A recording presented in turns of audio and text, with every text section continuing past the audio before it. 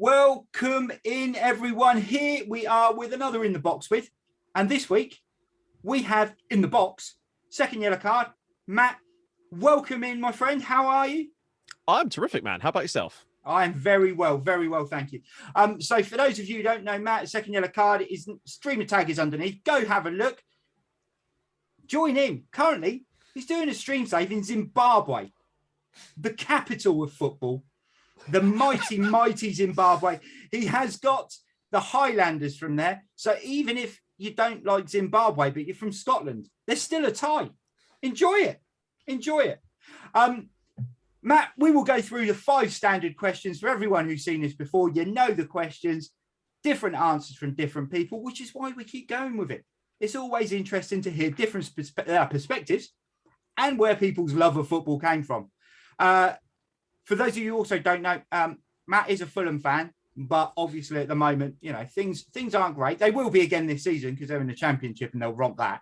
But he's got the Roma shirt on just to say, you know, actually, other teams are available. So let's go straight into it. So question number 1, Matt, what is your first real memory of football? First real memory. It's hard to say. Like, I honestly feel like I probably played it before I watched it as a kid. Yeah. It was one of those things where in primary school, there was a football team and I think it was just a thing to do. So me and my mate joined this primary school football team when we're probably, I don't know, 6, 7 years old. Yeah. We were terrible. Absolutely shocking. So much so that you'd have the other team, when they come from other schools, they'd give you a couple of their players because we were that bad. Like if we didn't concede double figures, top quality Saturday morning.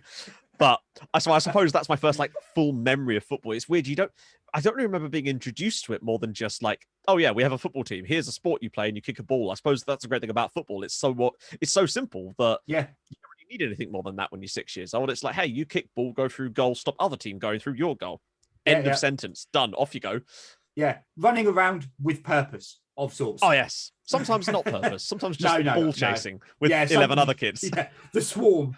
The swarm. Yeah. Cool. So first real memory sort of playing football. What got you into, obviously, I'm guessing you are local-ish to Fulham. It's not the sort of team really, no. Okay, that's an interesting one then, because you tend to find with clubs like Fulham and your Brentfords and those sort of, I'd say, smaller clubs around London, you're normally more local to them. So what got you into supporting Fulham? Where did that come from? So, I mean, I'm from like, I don't know, hour outside London. Right. So out towards Cambridge kind of way. So I suppose I could have been Cambridge United, but like it's just close enough that it's still close enough to London to the point where people go, yeah, fair enough. Yeah. But I was watching, this was much later when I was like 13 years old, maybe 12 years old. Mm-hmm. And I'd watched football for a bit, but I never really had a team because neither of my parents were, they liked football, but they weren't supporters of teams really. Right. Like, all my dad's family were like Hibs fans up in Scotland. But he loved football, but never really supported a team. My mum's a Palace fan now, but she wasn't really a fan of football at the time. So I had no real kind of parental guidance into football. So I just watched it as a neutral. But I was like, it's not as fun watching football as a neutral. And I used to watch the Premiership with Des Lynam on back when that was a thing. Saturday nights with all the highlights. And for some reason... That was on ITV, wasn't it? Was it ITV? They bought the rights for it for about 3 years. Yeah. It was so strange because they had U2, Beautiful Day, as the theme tune to the show. It was pretty good. Yeah. Just watching that and watching Fulham during that 2003, 2004, 2002 kind of time. After a couple of years after they've been promoted with all like the, Louis Saha and all those guys in the team. For some reason, me watching them going, hey, they're a bit different. And obviously you don't want to, I don't know. I've always been like that. I've never wanted to be like the glory hunter. I wouldn't have just gone, I'm a Man United fan or I'm a Chelsea fan because that's what everyone at my school did. Yeah. And I thought, you know what? Screw it. I'm going to be a Fulham fan. I just started. And it's weird that you think you can just decide that, but I did. And you can. Yeah. 20 years later, here we are. And it's like, well, it's just as valid as anything else, I suppose. It's just, you make that decision when you're a kid and then you just grow to love the club. And from that moment onwards, you just know I'm black and white now. I couldn't change. Yeah. I know. To be fair, it's very similar to me. So I grew up in Reading and they were a club that I went to games, but they were like the equivalent now of like League One, League Two all the time. Yeah. They were bad. If you went and watched the Reading game and they scored a few goals, you were happy. no one had any faith in them. I remember going to a game once and they were playing Slough, local derby in the FA Cup, and Reading were losing 3-1 with 4 minutes left, and all the fans left. It was, I think it was an old stadium. It was like 12,000 capacity, and I reckon 6,000 people just left. Reading scored 2 goals in the last 4 minutes and drew 3-3. And they missed it. They missed it. But that's how little faith they had in Reading at the time. So everyone in Reading had a Premier League team or top flight team. And the first live game I saw was Villa. And it was very much the same sort of thing as you. You know, I just randomly picked a team because I saw them live and they smashed Everton. And you thought, what better way to go with this? So, and I'm almost certain I must have seen the one that the ticked me over was probably Fulham had a massive win at that weekend. And I kind of just went, yeah, that'll do. Yeah. They can do that occasionally. Yeah, I'm not going to be a glory hunter, but these guys could be contenders. Yeah, that's the thing. I'm not going to be a glory hunter, but I would like a win occasionally, some glory, even if that is just like the occasional big victory in the Premier League at the time. Yeah. That'll do. Yeah. Well, it's a fair way to start. It is definitely a fair way to start. So, moving on, what was the first major international tournament you remember, and what was kind of the most memorable thing about it? Easy. This is the one I always... 98 World Cup. Okay. Being 8 years old, sat on my parents' floor watching those games. My first memory of watching football is the 98 World Cup. I must have played it before then, but watching David Beckham's free kick against Colombia, that for me sticks in my head. I still remember that being sat on my parents' carpet and seeing that sailing into the top corner and being like, oh, okay, this is something. I didn't really understand it at 8 years old, but that for me was like the first big thing, seeing that whole 98 World Cup, Beckham's red card, Michael Owen's goal against Argentina, all of that sort of stuff. Like, I mean, I could have easily been a Liverpool fan just because of Michael Owen at the time. And I just loved Michael Owen when I was like 8 years old, but it was never enough to make me want to be a Liverpool fan just because of Michael Owen. So that's how, I mean, it could have easily gone the other way though. Yeah. I suppose from then on as well, I suppose when you were looking at the pick and Michael Owen was still sort of around and about, and obviously they progressed then. They had Steven Gerrard and people like that in there. So I mean, they were building a unit even back then. But the 98 World Cup is a key one. And so my background heritage is France. So, you know, French, loved that. It was brilliant. That and then Euro 2000 done the double. I was like, I used to have the whole thing of whenever England went out, doesn't matter, I support France now. Yeah, and I am French. Vive la France! Yeah, exactly. Bonjour. that went out the window this year. France were rubbish. But yes, it's a very. It was a very poignant, I think, World Cup, because obviously we'd done so well at the Euros in '96, and I think the expectations are so large, and it was poor to start with that tournament from an England point of view. But they kind of kicked into gear, and you thought against Argentina, we've got something going on here. And even when Beckham got sent off, I think we had the goal disallowed in extra time as well, didn't we? Sol Campbell had the header disallowed. And you're like, oh, it's so nearly there, and then penalties come up, and you're here we go again. You just every now and then England let you believe. Yeah. Even if it's only for 10 minutes in a game when England are just looking really, really good. Obviously, lately we've been spoiled.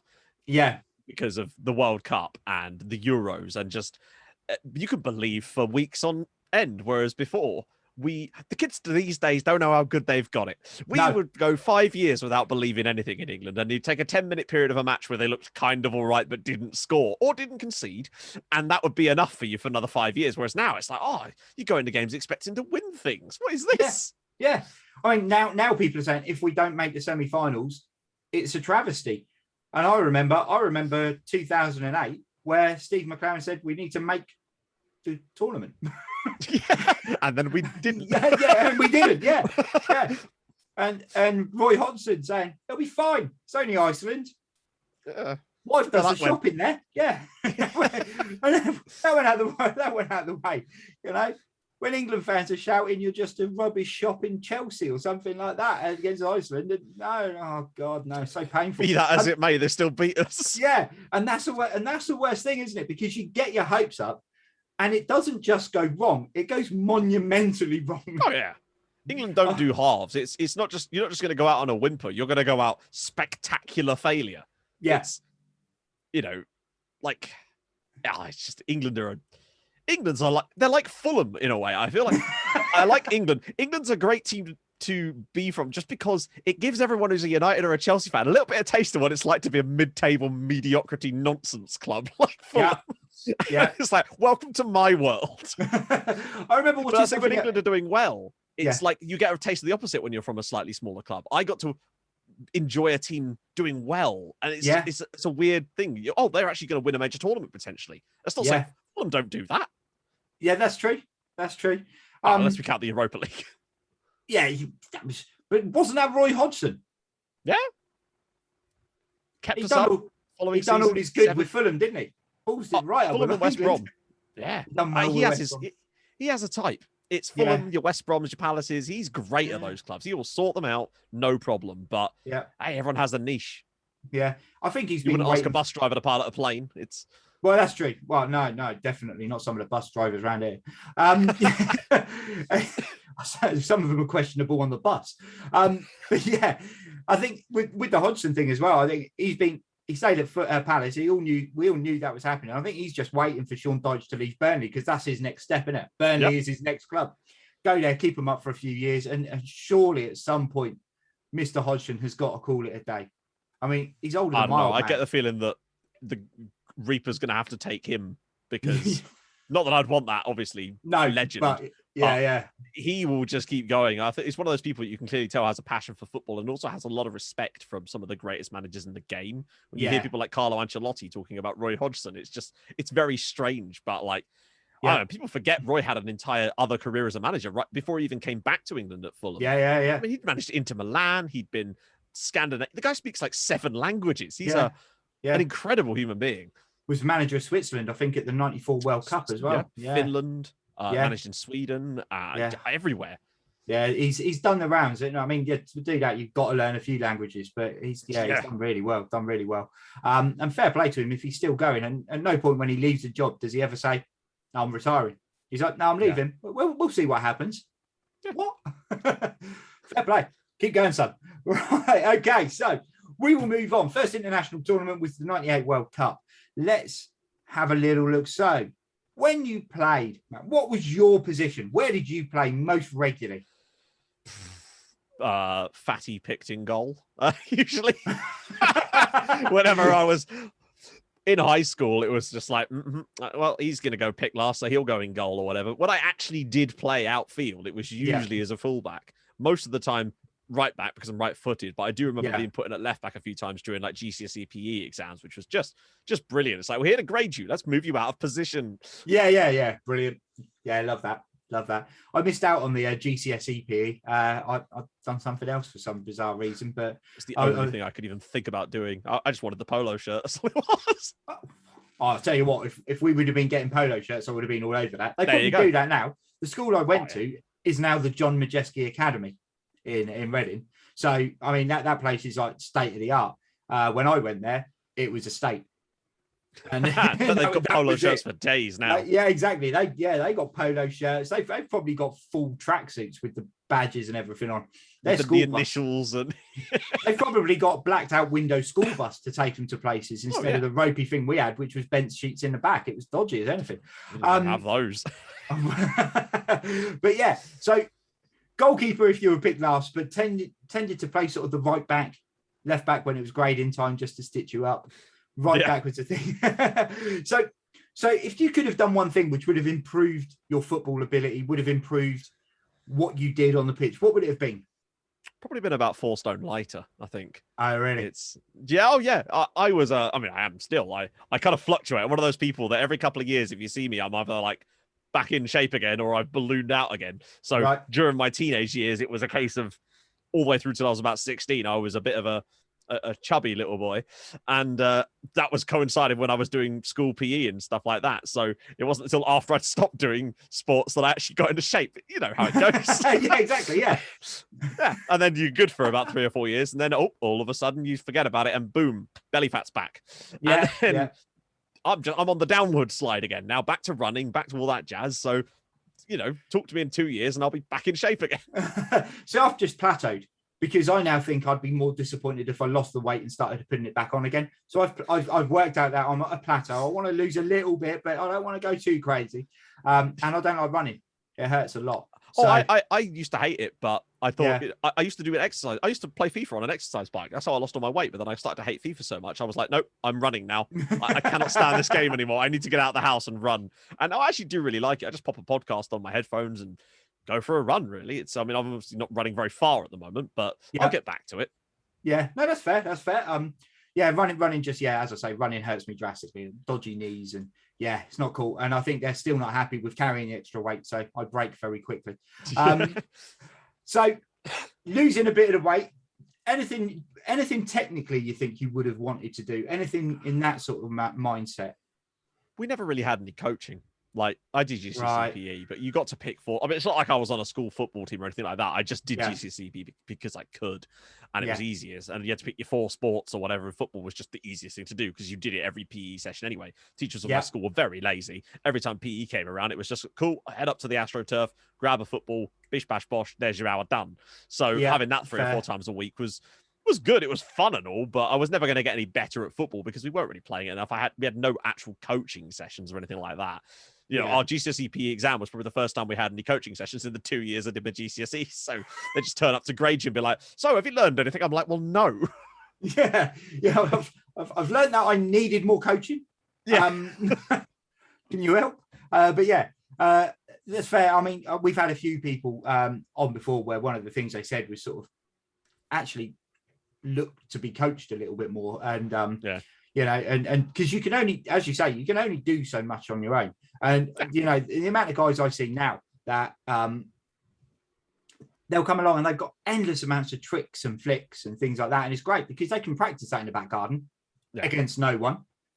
But when they come up against someone, they're useless, absolutely useless. Full on show pony without really any show, just a lot more pony. It's just full dressage. Yeah, exactly. Yeah, it is. Cool. So we will move on. Number 5, it's the big 5. It is your opinion of what you feel are the key attributes to make the complete footballer.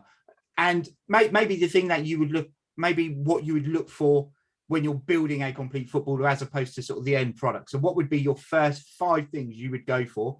It's not, I always struggle with this, it's not position specific. There we go. Look at that practice. It is literally to make that complete guy where you feel they could probably play anywhere on the pitch.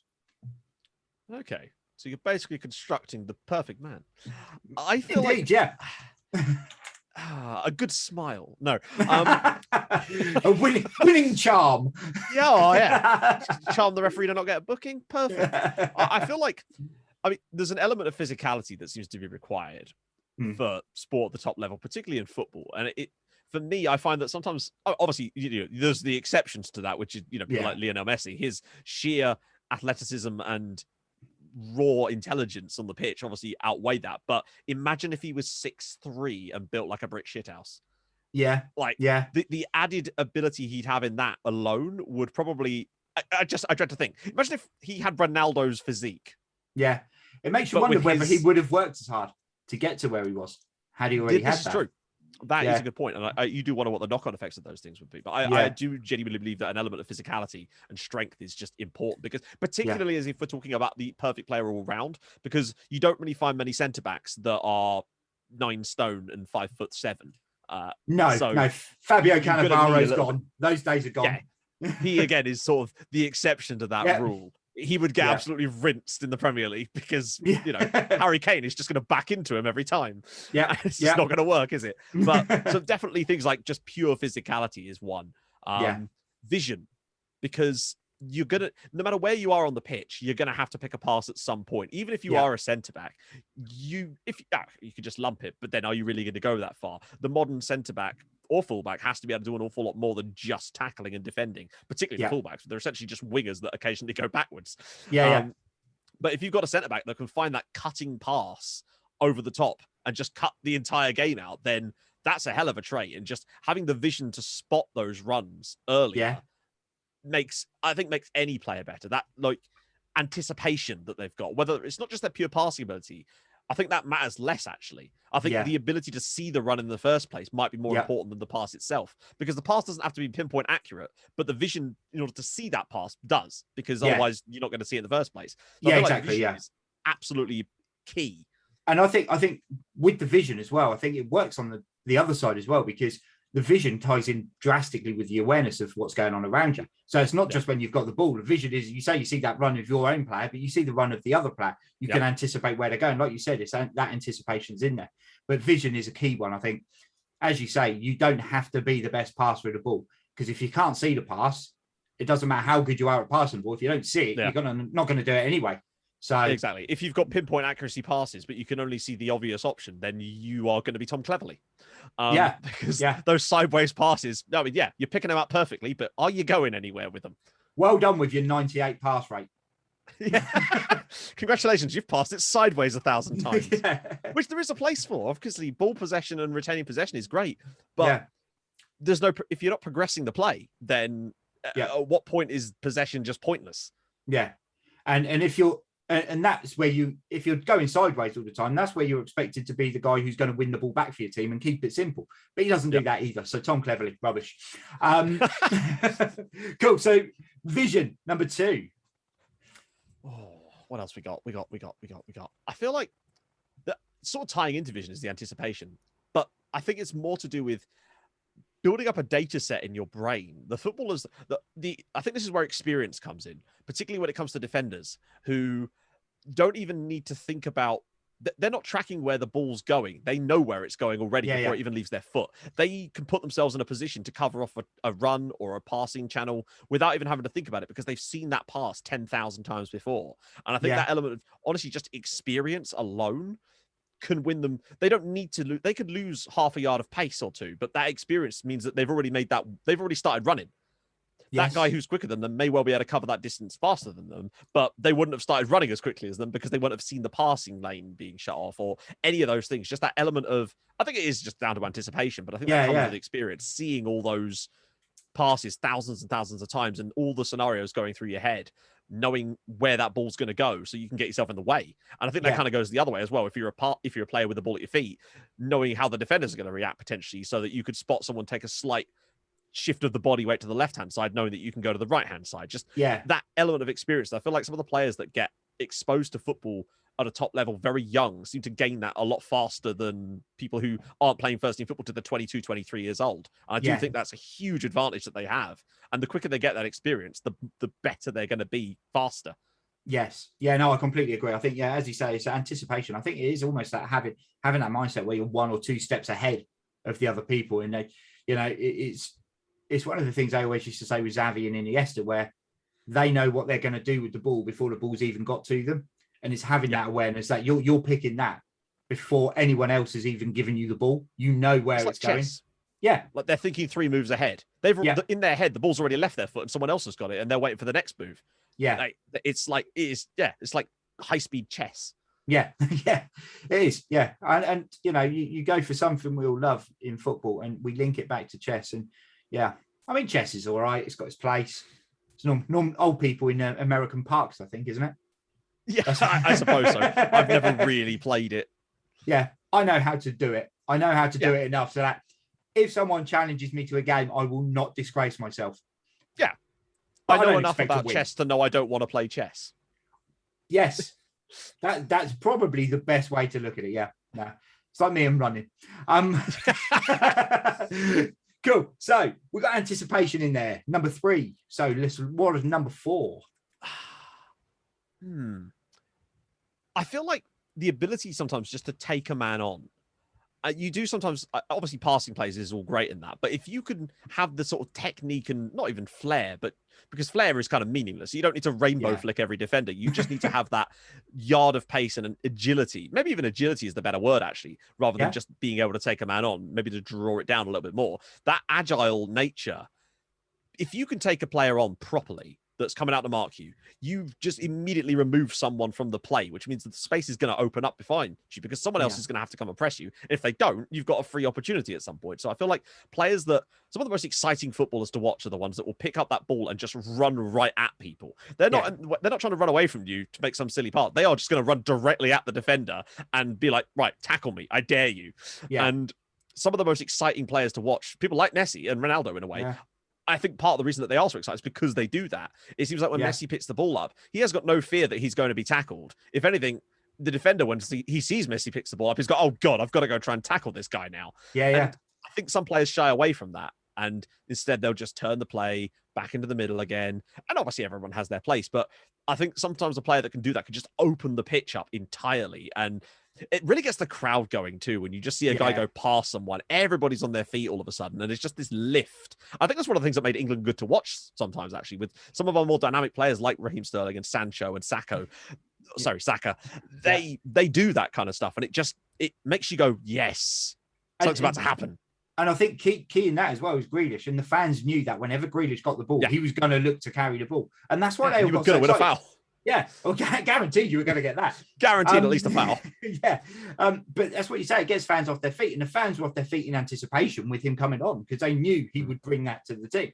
And I think, it is a good thing. The agility side of it is something that we've not really covered because people kind of look more at the technique side of it in that sort of element. But you've got to be agile enough to get around. I mean, when you look at Messi, a lot of it is he's got a low center of gravity. Yeah. So he's not doing 1,000 step overs. He's just picking the ball up, knocking it past you, and running onto it. It's just the difference is he does it so much quicker than you can. Exactly, yeah. And you see defenders go into him, and he goes down, but he doesn't go down all the time as often as you would expect because he's got that low central gravity. He'll carry on going. He kind of bounces off people. He's looking for that maximized opportunity. If he feels there's something to gain from being on the ground, then fine. Because, if the ball's away from him and he's never going to get anything, fine. But if that ball is just close enough to where he feels like he'll get there before the next player, he ain't going down. He's going to keep on running, and you'd have to pull him down by the shorts in order to actually get him to the ground at that point. Yeah, exactly. And I think that's a key thing, and that's what makes the players like Messi so exciting to watch, as opposed to the ones who will just fall over at any given moment. And I think people slate Grealish a lot for it, but actually a lot of the time you watch, he is being kicked and he is being fouled. He's excellent at drawing fouls. Yeah. And I think drawing fouls is an art within the game. I don't think. Oh, gotcha. I don't think it's cheating. I think if people are stupid enough to run into a player, then you know you've got. If you know that he's going to try and win a foul off you, don't foul him then. Yeah, it's really simple. Stand off him. He's so good at just leaving the ball right there, and just when you think you can nick it off of him, it's gone and you've fouled him. And oh, good, you've conceded from a free kick. But as part of the game, he will win you so many free kicks. But it's also great when killing a game off. It's the best. Watching that, he's got the ball at his feet, and you're like, right, we're a goal up. It's 92nd minute. He's going to win a free kick here for you. You just know it, and there's nothing they can do about it. And there's something quite satisfying about that. Yeah, I mean, I'm surprised that Man City haven't gone out and bought a better free kick taker. In all honesty, they should just go and spend loads of money and buy James Ward-Prowse. Just get James Ward-Prowse. Bring him on anytime they get a free kick. Off you go again. Yeah, he can just stand in the corner. Yeah, exactly. Yeah, don't do anything other than this. Save yourself. Practice your free kicks. You stand off the touchline. You're still technically in play. Just practice your free kicks. Brilliant. So agility, number 4, number 5, the 5th one, the biggie. I feel like work rate is somewhat underestimated, and by that I don't just mean like I sprint more than him. I think it's that desire that makes. I've always thought that the ability to put your time and effort into purposeful practice is what separates players. You see lots of players in the academies that are very highly rated, and then you never hear from them again, and you've got to wonder why that is. It's like maybe they just didn't have the application for it. Obviously there's injuries and stuff, but it seems like some average players could make a very good career out of football because they work hard and they will continually try to get better rather than taking what they've got for granted. I think Harry Kane's a good example of a player like that could have easily been an average footballer but has an absolutely ridiculous work ethic, much like Cristiano Ronaldo does, obviously. But the thing is, he was blessed with not blessed. I feel like talent is only so much. Talent only takes you so far. That work rate takes you over the top. But also just players that are willing to run. That nobody wants to watch a player stroll around the pitch and expect everybody to do their work for them. You have to be a very special kind of footballer to get away with that. Not everybody is Dimitar Berbatov. And instead, most likely, they're more likely Adel Taarabt. Like, you can't do that. And I think everybody, I think, watching football as well appreciates players that will track back, will harass that. Rooney used to get a lot of praise for that when he was playing for England and United, because he would lose the ball in the attacking third and then chase them all the way back to his own penalty area just to win a tackle. He didn't need to do that. Might have been silly, but it showed a lot of application and it works. Yeah, it does. And you say that, I mean, you've got all of those players who have literally made a career out of being an average footballer, but a ridiculously hard worker. You're people like Robbie Savage, and many others. I'm trying to think of the guy who was at QPR for years, just went around kicking people. But that was it. He literally ran a lot, covered a lot of ground, wasn't the best footballer. Yeah. But he didn't need to be, because he had the other people in there. He could pass the ball 5 yards. Yeah. Claude Makélélé was pretty much one of them. Yeah. I think Claude Makélélé possibly is like the ultimate example, but he had an incredible football intelligence that went with him. Yeah. He was more than just a workhorse. He was something special as a footballer as well. Same with Kante, really. Like, they always talk about Kante as, you know, this incredible defensive midfielder, and he is. He's all of those things, but he offers so much more than just, I get right place at right time. He is a phenomenal footballer. A phenomenal box-to-box midfielder, because he has just an incredible level of energy. I think that's why he was able to basically play two positions at once, because he had the energy of two men. Yeah, very true. Yeah. Whereas Makélélé, by the time he got over here, at least he couldn't really tackle. He couldn't pass more than 5 yards. He couldn't head the ball, but he read the game really well, and he covered a lot of ground. Yeah. So, you know, and that's all he needed to do. So that work rate we've gone with there, and I think work rate's a key one as well, because it ties into so many others. Because if you've got the work rate, you're gonna have a level of stamina. If you've got the work rate and the stamina, you're going to have a level where you were talking earlier and you said the physicality. So I'll put it down as like a core strength. You're going to have that with the other two. Yeah. You're not going to see a marathon runner playing football. No. They will always be a bigger guy with that work rate. They're going to get around the pitch and do the job for you. To be able to know where to be, they've got to have the anticipation. They've got to have the agility to be able to get themselves into those places. And then when they've got the ball, and they've got to be able to read the game. So the vision, so the five you've gone with, all kind of, in a way, all link into each other in a key element. Interestingly, you've not picked any technicals. And you are there's only one other person who we've interviewed that has not picked any technicals. Was it Mike? No. Mike did go for one. I think Mike had first touch was his. Ball control, ball control, first touch. He also went with passing as well. No, the only other person was Alistair from the Waste of Possession podcast. Alistair, Yeah, so he was the only other person who didn't have any technicals in there. So you are, or he is, either way, in esteemed company. And bear in mind, I think, Matt, you're number 20 on the interview list. So there's been a lot of people before you, and you are going for the model man, the model citizen, the model pro. I was just thinking, like, if you're a centre back, your finishing isn't really that important. So if I'm making the perfect footballer, I didn't want to pinpoint certain technical attributes. I feel like technique and technical attributes in football are very positional specific, in that certain positions of the pitch do require certain different technicals. So the striker's tackling isn't needed to be amazing, whereas a centre-back's raw finishing ability is usually not that important in the grand scheme of things. So I was thinking more broad. No, that's fair. I think the only one I put in, I think, was passing, because I think if you can pass the ball 20 yards, you'll be able to shoot. You'll be able to do that. So I thought that kind of tied in. But it is interesting to see how many people pick the techniques, and that only two people haven't, and you've really sort of gone for the focus on the mental side of it and the little bit of the physicals as well. And it's a great thing, because it, as we said at the start, it brings different ideas, different people's opinions to the table, and it covers off. Everyone has a different idea of what would be key for a great footballer, and that's why we do it, and that's why we don't change it. That is that. Matt, thank you very much for your time. Guys and girls, if you are not already, Matt's link, Second Yellow Card, is on underneath him. Go drop the guy a follow. This will also be on YouTube. It will then be on the Anchor FM. So you can listen to it while you're out and about on Spotify via your podcast and hear all the backstories of all the other ones as well. It has been a pleasure. Matt, thank you for your time. Thank you for having me. You are most welcome. And we will catch you all very soon.